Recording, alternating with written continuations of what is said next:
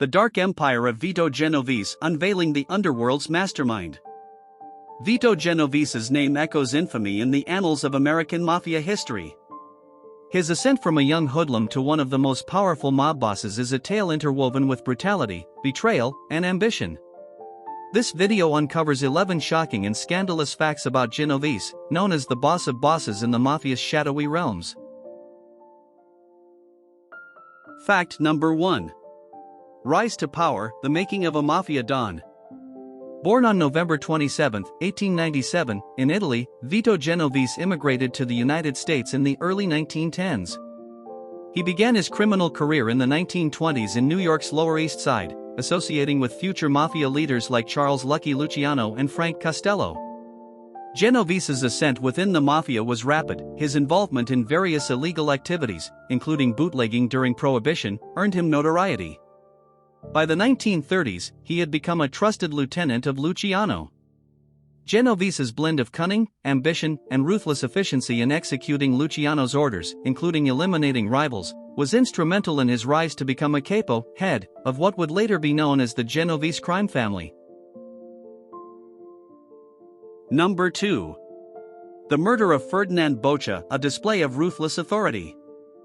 On September 19, 1934, Vito Genovese's name became synonymous with mafia brutality following the murder of Ferdinand the Shadow Boca. The dispute that led to Boca's murder was over a $150,000 gambling windfall. Genovese, feeling cheated, arranged a meeting with Boca under the guise of reconciliation. Instead, Boca was led to a coffee shop in Brooklyn where he was strangled and his body disposed of, never to be found. This murder was a testament to Genovese's brutal approach to maintaining his power within the mafia. The killing not only eliminated a rival but also sent a chilling message to others within the mafia about the fate awaiting those who crossed him. Number 3. Trafficking narcotics, the illicit empire. Vito Genovese's expansion into the narcotics trade marked a significant shift in the operations of the mafia. In the post-World War II era, especially from the late 1940s to the 1950s, Genovese capitalized on the burgeoning demand for illicit drugs in the United States. He established a complex and far-reaching network that smuggled heroin and other narcotics from Italy and other parts of Europe into the United States. This operation not only dramatically increased Genovese's wealth and influence within the mafia but also escalated the stakes of mafia activities. The scale of his drug trafficking operations drew the attention of federal law enforcement agencies, notably the Federal Bureau of Narcotics. It was this foray into drug trafficking that partly led to Genovese's eventual downfall, as law enforcement intensified its efforts to curtail his criminal empire.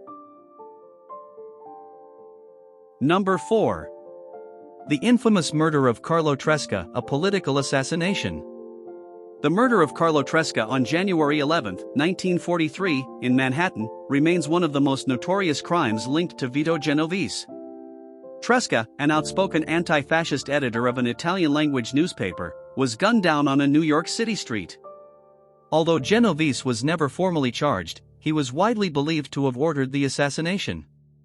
The motive was speculated to be Genovese's attempt to curry favor with the fascist regime in Italy, particularly with Benito Mussolini, by silencing a vocal critic. This incident underscored Genovese's readiness to use murder as a tool for political gain and influence. The killing of Tresca not only demonstrated Genovese's ruthless approach to eliminating opposition but also showed his involvement in political machinations extending beyond traditional mafia activities. Number 5. Genovese and the Havana Conference, consolidating the underworld. The Havana Conference of December 1946 was a landmark event in the history of organized crime in America, with Vito Genovese playing a significant role. This gathering of the most influential mafia bosses from across the United States, as well as leaders from the Italian mafia, was held at the Hotel Nacional in Havana, Cuba. Genovese's participation in this conference was crucial. It was at this meeting that he and other leaders discussed and agreed upon the future operations and organization of the mafia's activities, including the distribution of territories and profits from various criminal enterprises. Genovese's influence and strategic thinking during the conference helped shape the national organized crime structure and cemented his position as one of the most powerful figures in the American mafia. Number 6. The plot against Frank Costello, an attempted power grab. On May 2, 1957, an assassination attempt was made on Frank Costello, the then head of the Luciano crime family, by Vincent Gigante on Genovese's orders. Costello was wounded but survived the attack. The attempt on Costello's life marked a pivotal moment in Genovese's quest for power within the New York mafia. Costello, shaken by the attempt on his life, decided to retire from his position, effectively clearing the way for Genovese to take over the family. This power struggle was a critical moment in mafia history, showcasing Genovese's ruthless ambition and willingness to use violence to achieve his goals.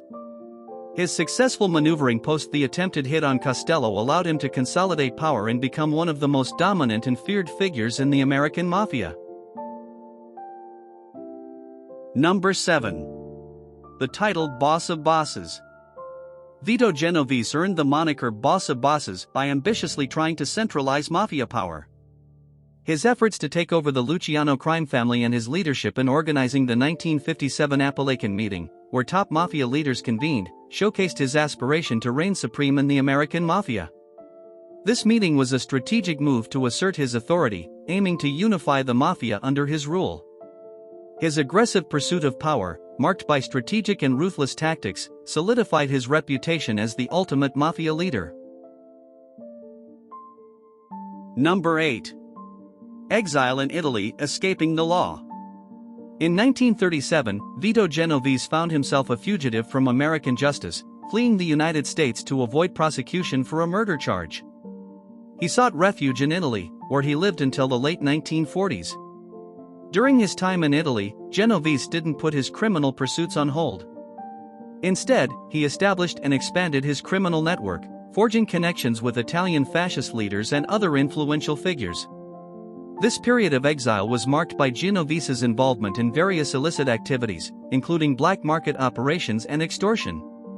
His ability to adapt and thrive in a new environment, even while evading American law enforcement, demonstrated his resourcefulness and the far-reaching influence of his criminal enterprise. Number 9. Collaboration with Fascists and Unholy Alliance. During World War II, Vito Genovese's activities took a darker turn as he collaborated with the Italian fascist regime and the Nazi occupiers. His involvement with these regimes included profiteering from the black market and other criminal activities. Genovese was also implicated in assisting with the oppression of anti-fascist elements, showcasing his willingness to ally with anyone that could benefit his interests, regardless of their political or moral standing. This phase of his life highlighted the depths of his unscrupulousness and his ability to navigate and exploit the complex political landscape of wartime Italy for personal gain. His collaboration with fascist and Nazi forces remains one of the most controversial and damning aspects of his legacy. Number 10. Return to power, the underworld's kingpin resurfaces.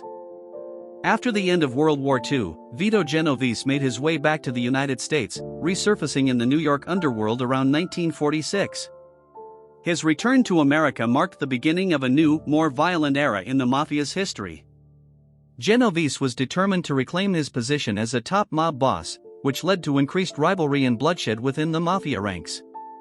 He strategically maneuvered to consolidate power, often resorting to violence and betrayal. His return significantly altered the dynamics within the mafia, with Genovese at the center of many power struggles, shaping the future course of organized crime in America. Number 11. The Apalachin Meeting, the downfall of a mafia tycoon. The infamous Apalachin Meeting in November 1957 was a turning point in the history of organized crime and, particularly, in the life of Vito Genovese. The meeting, held in Appalachin, New York, gathered numerous mafia leaders from across the country. Genovese's intention was to establish his supremacy within the national organized crime scene. However, the meeting was raided by law enforcement, leading to the arrest of many high-profile mobsters.